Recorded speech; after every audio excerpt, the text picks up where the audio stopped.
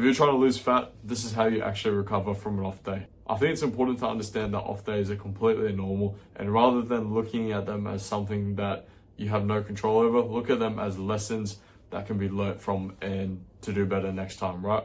If you take it as a lesson and you sort of look at it and look at why these things happened and how you can better prepare next time, trust me, they won't happen as often anymore. For example, you might normally meal prep your lunch for work and you might have completely forgotten to take it with you, and you live too far away to go grab it on your lunch break. Now you're at your lunch break, you're hungry, you've got a few hours left of work, and you only got half an hour on break to grab something quickly that fits within your calorie deficit and other nutritional goals such as your protein and all that. And you're like, there's no way Macca's is going to do that for me.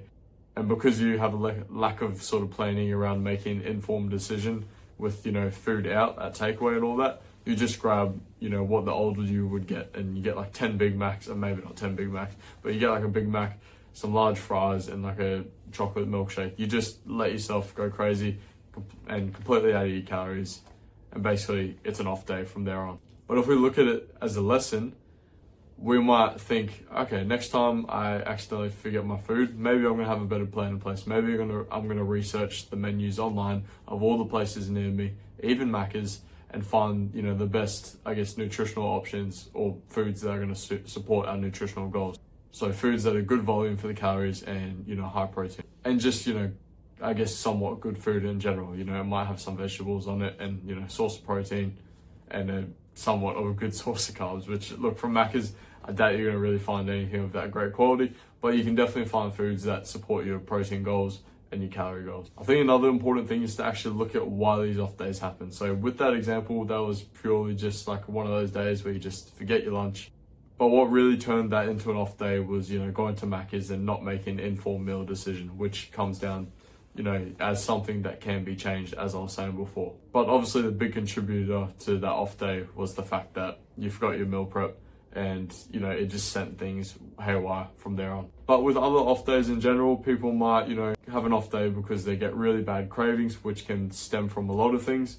It might be that they get to the weekend and they're in a lot of social events where they just get really bad temptations and they just give in to them. Or it might even be for completely other different reasons. There's plenty of reasons as to why it could happen. I'm going to cover today probably the most common reasons as to why these off days happen if they're a recurring thing for you. Recurring off days could signal things such as restrictive eating, weekend temptations, and mental burnout. So restrictive eating, essentially not including your favorite foods, and just when you go out to social events, not having your favorite foods and going for the salad that you really do not like, and just basically really sacrificing your life for these goals when you don't need to. You might actually have a good idea of what you're going to eat when you're out, but then because you're always at social events and some people are around you eating like pizza while you're having maybe like a steak, even though the steak's pretty nice, you might be like, a piece of pizza would be really good. Then you give in, you have one, and then you go have like 10.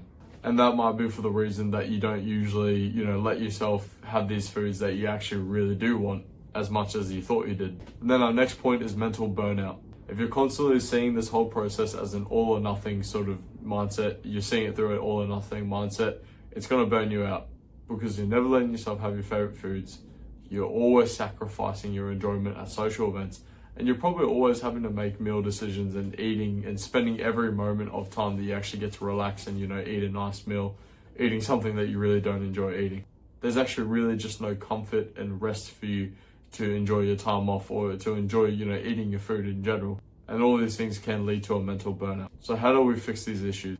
On our program, we use our 20-cent shop approach, which, if you're a restrictive eater, this is the opposite of that. Our 20-cent shop approach is going to let you eat your favorite foods daily in moderation without overdoing it and staying within your calorie goals. So essentially how it works is you use 20% of your daily calorie goal. Say for example, it's 2,000, your daily calorie goal, 20% will be 400 calories.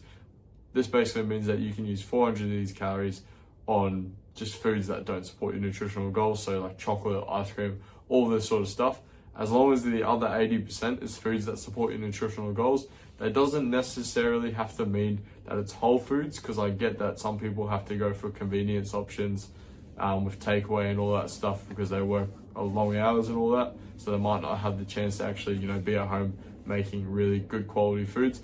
but it just means 80% of foods that can support your nutritional goals. So high protein, good volume for the calories, and ultimately, sticking within your calorie deficit. This way, you have a daily allowance of being able to eat your favorite foods without ruining your progress. And life's good because you're getting a good portion of your favorite foods daily. You might be able to have chocolate daily or ice cream daily. How good does that sound while losing weight? The next solution I would offer is our calorie booster approach. So essentially, if you're someone that goes out on the weekend and you always get temptations, even if it's just for like alcohol, like you go out, you say you're not going to drink, or you say you're only going to have one, and your mates are, having a good time, living it up, and you're like, oh, I want to be on the same level as them, and you just, you decide to smash down another 4 drinks, and, your day's sort of ruined from there on. This calorie booster approach can be really helpful. So essentially all it does is free up some extra calorie freedom for you on the weekend. How you do this is cutting your calories slightly during the week. When I say cutting your calories, it's very minimal. It's only like 100 to 200 calories. For example, let's say you're going out to the pub with your mates on a Sunday. You want to get some drinks. You want some extra calories to get, a few drinks. Let's say you want an extra 1,000 calories, right? If during the week you cut your calories by 200 or 150 to 200 daily, you'll essentially have saved up over at least 1,000 calories by the time it comes to Sunday. So from Monday to Saturday, let's just say it's 200 that you're banking up. Over 6 days, you're banking up 200. You're gonna have 1,200 extra calories on top of your normal calorie goal to use on Sunday for that pub trip. Even if you don't have a social event on, I still think the calorie booster approach is great to use just to give you some extra calorie freedom on the weekend, just so if anything does pop up, even if nothing pops up, just to have that sort of nice reset at the end of the week where you can just eat a little bit more food without impacting your goals. And it's all for a small sacrifice. Also, I do want to remind you guys that even if you have one off day, it is not going to ruin your weekly fat loss progress. One off day really isn't as bad as people make it out to be. For example, let's say you're eating 2,000 calories and your maintenance is like 2,700. That means you're in a calorie deficit where you'll probably be losing about half a kilo to 700 grams a week. So you're in a calorie deficit of 700 calories ultimately. Let's say on one day during the week, you stick to your calories perfect during the week, but let's say on Sunday at that pub trip, you go crazy. Let's say if it's 5,000 calories on that day, that means your weekly total, if you stick to the 2,000 calories every other day, would be 17,000. If we do the average on that, do the math on that, that's only 2,400 calories each day on average, which means you are still in a deficit. Yes, it does slow down your rate of fat loss, but you're still losing weight. It's not as bad as you thinking, oh no, I'm going to be a hippo tomorrow. I'm going to be 50 kilos heavier. It's not that bad. So the next time that you have an off day, remember, it is not the end of the world. As long as you get back on track with your plan and you have a plan that you're actually confident in, you will be fine. Remind yourself that it's also not a sprint, it is a marathon. Trust me, it is not going to happen overnight, fat loss. You're not Usain Bolt, you're whoever a marathon runner is, David Goggins.